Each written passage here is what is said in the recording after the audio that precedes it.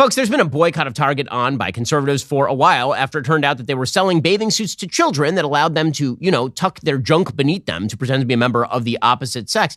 Well, the media are now lying, and lying like a lot, because they say that apparently there are a bunch of bomb threats to Target. The implication, of course, being that it is conservatives. Well, that's not the story. When you talk about corporate America going woke, I mean, we're just doing the memes now. So, as I mentioned yesterday on the show, there is a very famous meme. The meme is when Republicans run the country and it shows a bomb with an American flag on it dropping over another country. And when Democrats run a country and it's a bomb with a transgender flag on it dropping over a country. Well, Lockheed Martin, which produces the bombs, they're apparently all in. So Lockheed Martin showed up at a pride parade over the weekend. This would be, it looks like in Washington, D.C. And here is Lockheed Martin, a defense contractor, marching for pride, guys.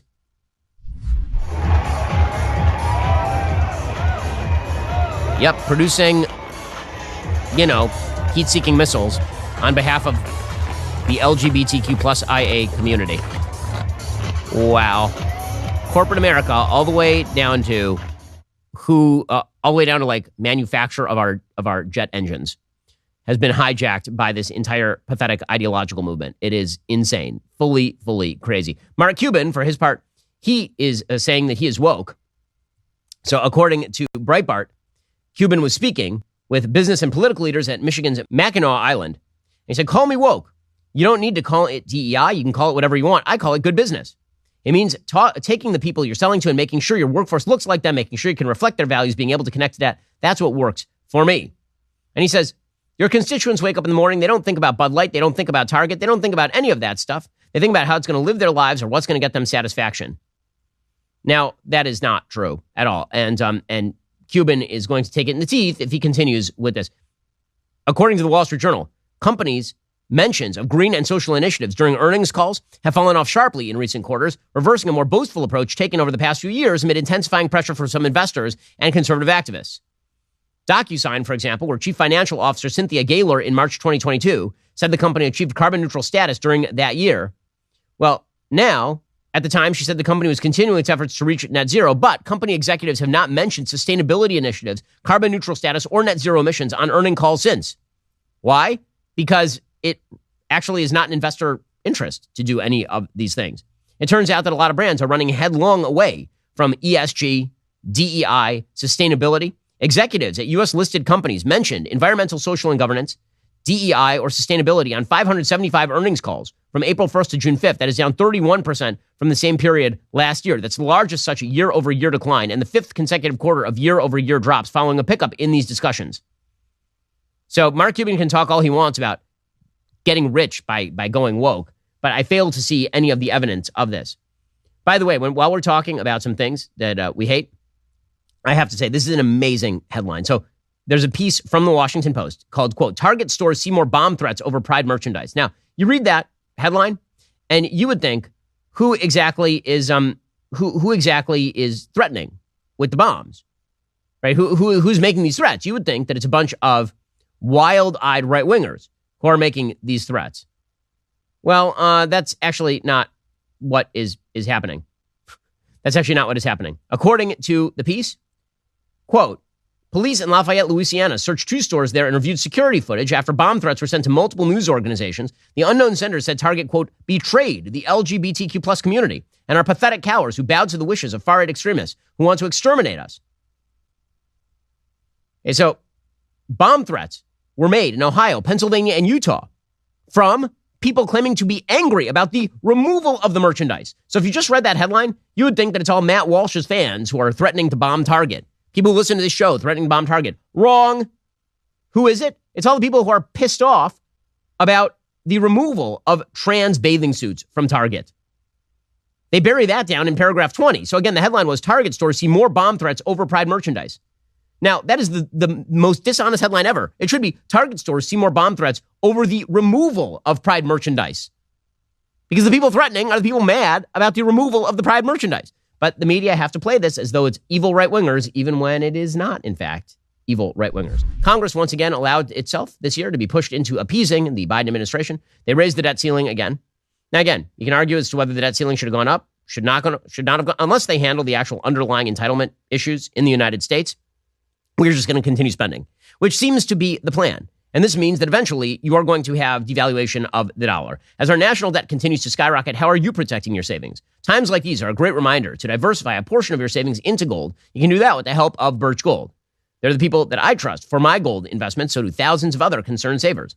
As Brazil, Russia, India, China, South Africa band together against the dollar, more and more central banks are actually diversifying away from the dollar, and they're investing in gold as the alternative. Text BEN to 989898. Get your free info kit on gold. There's no obligation, just information. Birch Gold has an A+ rating with the Better Business Bureau and thousands of happy customers. Take action today. Text BEN to 989898 to get started. Again, text BEN to 989898. Birch Gold, they're the people that I trust with my own gold investment. And if you're looking to diversify, it's smart to have at least part of your portfolio in precious metals. Talk to Birch Gold by texting BEN to 989898 today. We'll get to more on this in just a second. First, not getting a lot of sleep these days. That's what it means to be a new father again for the fourth time. My little son, very cute, not great at the sleeping. Well, that means that when I put my head on my mattress at night, I have to go to sleep like right away. Because if it takes me like an hour to fall asleep, I will get no sleep that night. Well, Helix is what makes that all possible. Everybody knows I love my Helix mattress. Did you know they just launched their newest, most high-end collection, Helix Elite? Helix has harnessed years of extensive mattress expertise to bring their customers a truly elevated sleep experience. The Helix Elite collection includes 6 different mattress models, each tailored for specific sleep positions and firmness preferences. I've had my Helix mattress for years at this point. Nervous about buying a mattress online? You don't have to be. Helix has a sleep quiz that matches your body type and sleep preferences to the perfect mattress, because why would you buy a mattress made for someone else? I took that Helix quiz. I was matched with a firm but breathable mattress. Go to helixsleep.com/Ben. Take their 2-minute sleep quiz. Find the perfect mattress for your body and sleep type. They have a 10-year warranty. You can try it out for 100 nights risk-free. They'll pick it up for you if you don't love it, but I'm not aware that has ever happened. For a limited time, Helix is offering up to 20% off all mattress orders and 2 free pillows for our listeners. It's their best offer yet. Hurry on over to helixsleep.com/Ben. That's helixsleep.com/Ben. With Helix, better sleep starts right now. Okay, final thing that I hate for today. So Megan Fox, who is a legit nut. I mean, she's a crazy person by all available evidence. So Robby Starbuck, who is a great follow over on Twitter, he recently accused Megan Fox of forcing her 3 sons to wear girls' clothing against their wishes. And he tweeted out a picture of the actress with her boys, Noah 10, Body 9, and Journey 6. Starbuck used to live in the same community. And he said he saw 2 of her sons have a full-on breakdown, saying they were forced by their mom to wear girls' clothes as their nanny tried to console them. He said it's pure child abuse. Pray for them. Well, yesterday, Fox posted a screenshot of that viral post. She said, I really don't want to give you this attention because you're clearly a clout chaser, but let me teach you something. Irregardless, first of all, there is no such word. The word is regardless. Irregardless of how desperate you may become at any given time to acquire wealth, power, success, or fame, never use children as leverage or social currency, says the lady dressing her boys as girls for the joys of being known as a virtuous mom, especially under malevolent and erroneous pretense. Exploiting my child's gender identity to gain attention in your political campaign has put you on the wrong side of the universe. I have been burned at the stake by insecure, narcissistic, impotent little men like you many times, and yet I'm still here. You effed with the wrong witch. Well, you sound totally not crazy. You sound like a person who should be trusted with children. You effed with the wrong witch. Also, you should probably not dress your 3 boys as girls. And when I say probably, I mean you definitely should not. That's an actual act of child abuse. You should not do that. See, this is how upside down, we're living in the upside down. The upside down is where it is considered an act of child abuse to tell your boy that he is a boy, but it is an act of amazing parenting to forcibly dress your male child in female clothing. Welcome to California, gang. So Joe Biden's economy, well, it's not doing amazing. It's amazing how we have actually redefined success in this economy. There's a brand new consumer price index report, and it shows that consumer prices rose 4% in May from 1 year earlier. This is the so-called core consumer price index, which doesn't include food and energy. That rose 5.3% in May from 1 year earlier. Economists see those core prices as a better predictor of future inflation, according to the Wall Street Journal. April's increase in inflation was driven by housing costs. Apparently, this is also being driven by housing rental prices. Federal Reserve officials are deciding whether or not to raise the interest rates to quash the inflation rates. Well, here's the problem, folks. 4% is still twice what they're supposed to have. It's supposed to be 2% annually. They're at 4%.